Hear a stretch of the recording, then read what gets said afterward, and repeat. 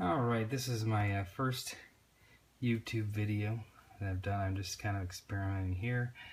I like the YouTube community for comic book collectors, and I've been participating in the community and thought, hey, it's time to maybe put up some videos of my own. So I'm just going to start with, this week's comics that I've gotten from my pull list from just going to visit the usual trip on Wednesdays to the comic book store and kind of what it picked up. So starting here, I am a Red Sonja fan. Kind of been enjoying the stuff that Dynamite has been putting out. This here is a little bit pricier. It's a 48-page special and issue number 1973. And there's about 6, it's basically an anthology and has about 6 stories in it.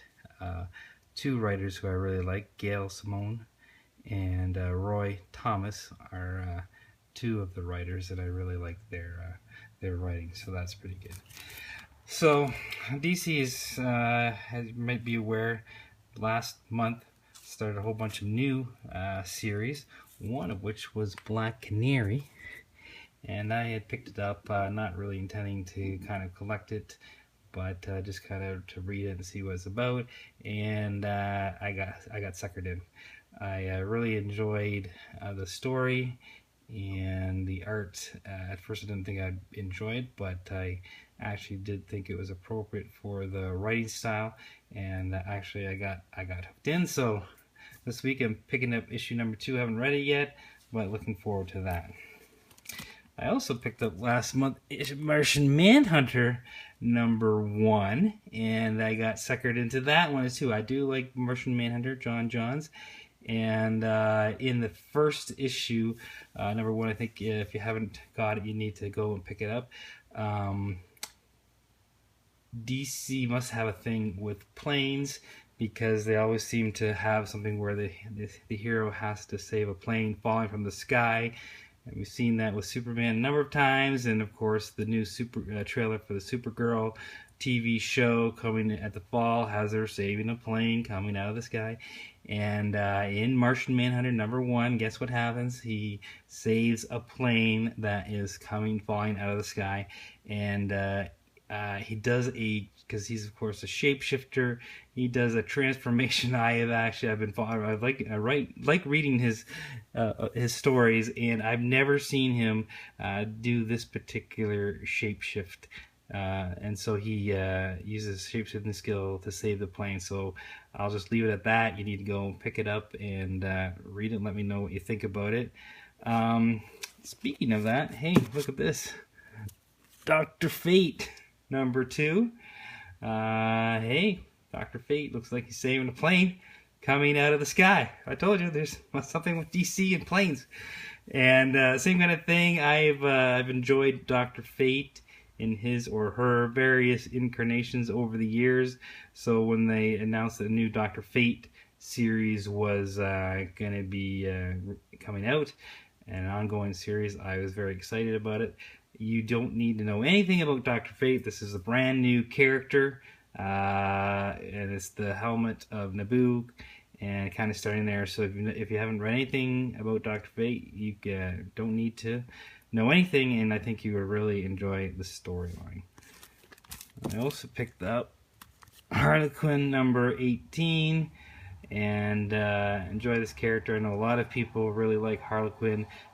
She's very, very popular, and one of those characters, like, there hasn't been a lot of characters that have been created, say in the last decade, that have really kind of taken off in popularity. However, one of those was Deadpool, and another one is Harley Quinn, as you can tell by her first appearance in Batman Adventures number 12. It's now going for about $400 plus, so doing very well with that. So the other thing I got was Justice League.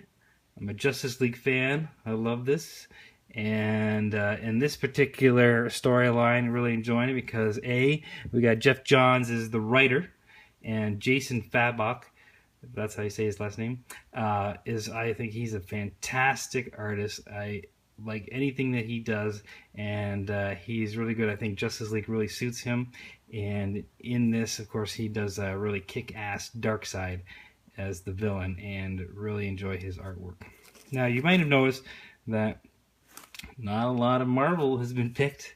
I'm not a fan of what Marvel's doing right now with the whole Secret Wars stuff and everything like that. I know everything's in transition to see what they're gonna do and where they're gonna land with that.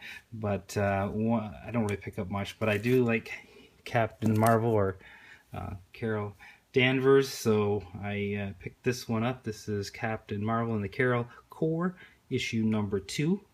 And I like her as a character, so I've been reading anything that has her in it. And the last thing I picked up this week is a comic from Image. It is Trees, and this is issue number 11.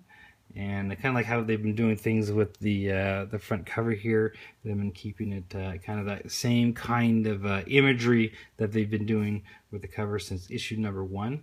I really like that, and the storyline is just, I think, a great storyline by Warren Ellis, and really roping you in, hooks you in, talking about these. I don't know if you know too much about it, but these like a decade ago, these alien ships, these like pillars, like come down, landed all over the planet Earth, and caused havoc when it did so, tidal waves and that kind of thing, and however, since then, it's been silent. So this is 10 years into it, and then things are starting to happen. So it's a very interesting storyline. Anyhow, thank you for watching. I appreciate that.